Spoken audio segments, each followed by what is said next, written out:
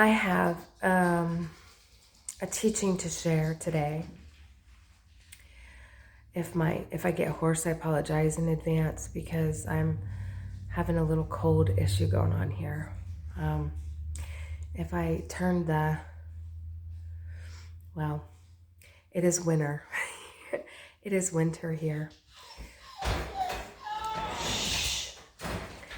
Okay, so I'm going to share a personal story that was the catalyst for this teaching to be iterated and illumined in my mind today. My son had an incident at school today. I got a call from the assistant principal and his homeroom teacher who gave me the gist of the situation as it unfolded. The students in the classroom had left their original seating to take part in a science activity in groups. And one of the students had left their jacket in the seat at the table where my son and his group had moved to conduct their science experiment activity. Something happened and my son had his hands in the pocket of this jacket that was left there. My son thought the jacket belonged to his friend who was sitting next to him, and actually the jacket belonged to another student who had left it there when they had moved into groups. The student whose jacket it was came up behind my son and hit him 3 times in the back, forcefully. I got the call that this had occurred, and with a caution and for your information, your son has a few red marks on his back, and so be that as it may, my son was not injured. He is fine. My concern, I asked the assistant principal, was how did my son react or respond in this situation? Did he retaliate? And I did get a call later from my son's homeroom teacher who actually was teaching the class.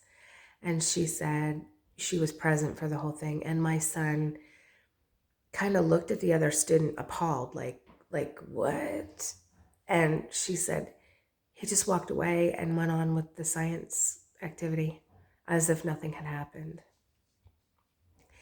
Now, from a parent's point of view, there are so many things that go through the mind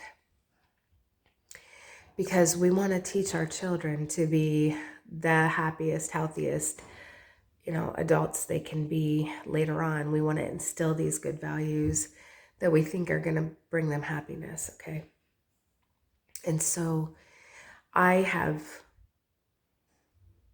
taught my son that it doesn't matter if it's a male or female, if it's a boy or a girl, a man or a woman. If you are being attacked, you have the right to defend your body, okay? In this situation, obviously, my son did not feel threatened enough to warrant retaliation or lashing out. And as I contemplated this, Jesus was with me, and he said, this was the teaching, this was the meaning behind turn the other cheek, what we call turn the other cheek. And he explained to me that what he said was, any fight that you can walk away from, you should walk away from. If you're being attacked and you must physically defend your body, it happens automatically. You will automatically do that. The body has that mechanism built into it, that it will defend itself if it is possible, if it needs to happen. Jesus said in this explanation of the situation. He said, when one retaliates, the attack has ended. The threat is, sorry, one second.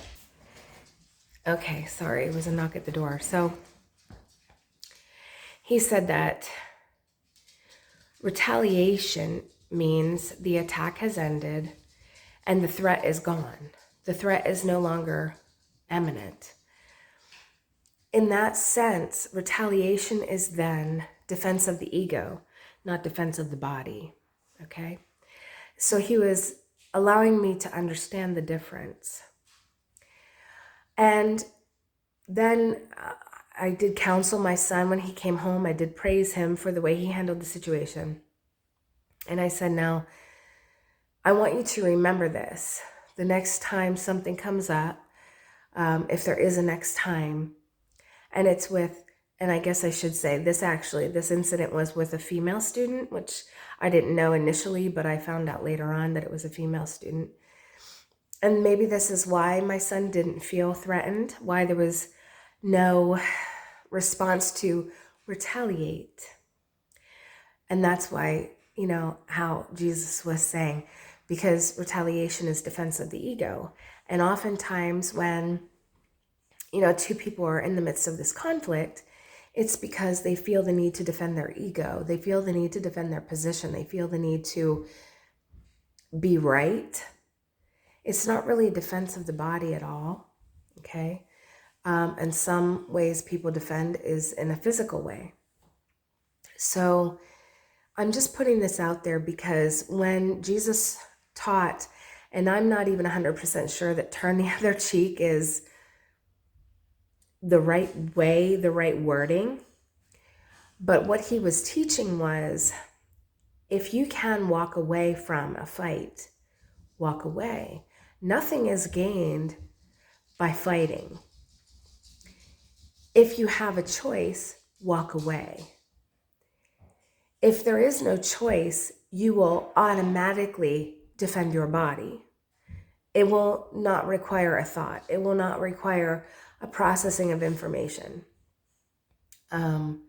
So I feel incredibly blessed today that my son had this experience. I am so pleased with the way it turned out.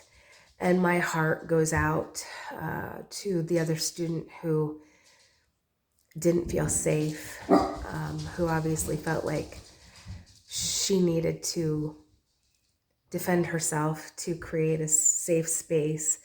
And much love and blessings go out to her and her family and to all of those who were involved in this situation, that they may have gleaned from this episode whatever they could and whatever was of their highest good.